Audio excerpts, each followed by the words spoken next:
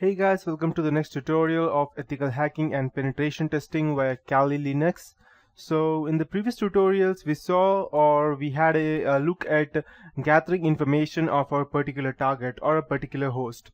So it could be just that gather information. You can also go ahead and gather information via social engineering, or you can go ahead and simply gather information through the techniques that I have shown you previously, that is through using Whois and DNSDict, DNSEnum, or the DNS mapping, and even the harvester to go ahead and gather the IP addresses as well as the emails. So the next step after you go ahead and gather information would be to analyze the information and then attack the specific party.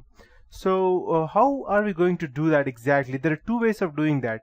One is through social engineering, and the another aspect of approach would be to go ahead and directly attack using the viruses or worms or trojans that you have created by yourself. So but there is still one question in mind, that using technical knowledge to go ahead into hacking, it is good, but still it's not that easy, because you never know what kind of information are you going to give out while you're going to go ahead and target the attack. Or let's say if the person has IDS already and you go ahead and try to create some malware, and if the IDS, that is intrusion detection system, go ahead and picks up your antivirus, then your virus will be caught and you may not be able to perform the attack. And that can be quite complicated to go ahead and write down program each time you have to go ahead and attack different companies or different persons. So at that point of time, social engineering comes in place. So as you can see, the definition that I have found somewhere on the internet, that your softwares that have been created by any person or any software engineer, they can be applied patches, but there is no patch for human stupidity. So that is social engineering. You go ahead, try to use your charm or your techniques to, or your information, to go ahead and gather much more information by you going ahead and calling them or using emails through phishing and other techniques to go ahead and gather information. Social engineering is a very vast term. It consists of technicalities as well as non-technicalities as well. So what exactly is social engineering? So in this tutorial today, I will be taking you through what is social engineering, what are the different types of social engineering. So there are 5 different types: baiting, phishing, quid pro quo, pretexting, and diversion theft, which is normally conning people, and what would be the ways to go ahead and prevent them. So these are which I would be teaching you today. So to start with, what is social engineering? It starts with human interaction. Attacker uses human interaction to go and obtain or compromise specific information. The attacker may be a respectable person, and you may not even know that the person is trying to be what you may not even have thought of. Attacker may appear unassuming or respectable, or he may even pretend to be a new employee, repairman, or an old boss of yours trying to gather information. He may even offer credentials to go for a new network that he has created, something like that, so that he might try to fool you, something like that.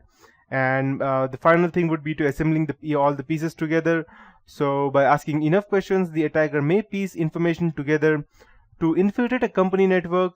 He may even attempt to gather information from many sources, so that when you ask him any question, he may be able to go ahead and give you out any specific answer that he wants, so that you will be confident enough to give him out the details that he wants.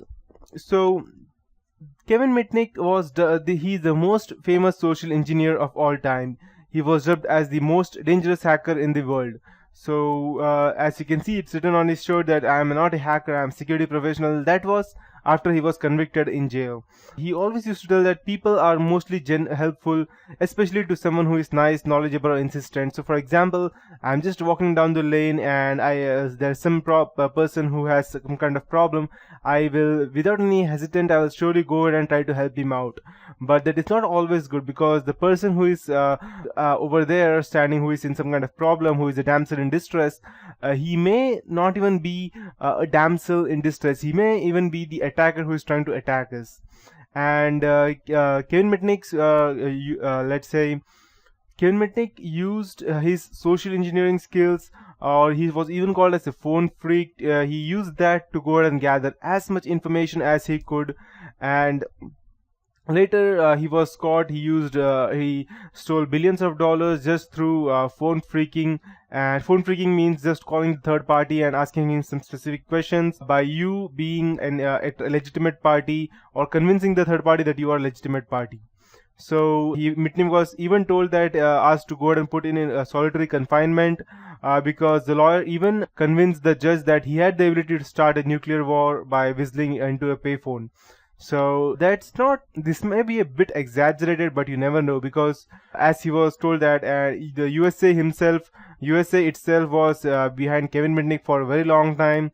And the worst part of it was that whenever he was about to get caught, but he was not caught, or he narrowly escaped some situation, he always used to leave donuts for the cops over there, just to tease them. Or so he was a very, not only a good phone phreaker, but he was also very good in escaping things. So this is how he was.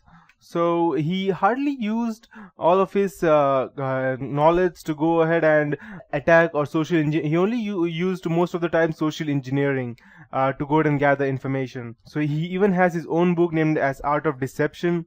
So these are the few points that he always told on each and every conference that he had. People always want to be helpful, and that's why they are easily being targeted. So what the hackers do are that they try to gain a level of trust in order to avoid any conflict between the person. And finally, when the party has enough trust in the third party or in the hacker, it's all about gaining access to information that people think that is not that important. So let's say, for example, I go ahead and I call you. Let's assume that you are staying in United States, and so I go ahead and call you and I gather information such as your name, your addresses, your data. I will say that I'm calling you from, let's say, for example, or let's take an example of India over here. I'll just go ahead and call you and I'll tell you that I'm calling you from the census department, and we're trying to gather information about how much person lives in a family, how many persons live in a family. So you can just give me out their names and the date of birth, and you'll think that, oh yeah, no problem, what's the problem in giving a date of birth? So you'll just go ahead and tell all of your names, give out your date of birth, and the person may even ask for email ID just so that you can go ahead and register you.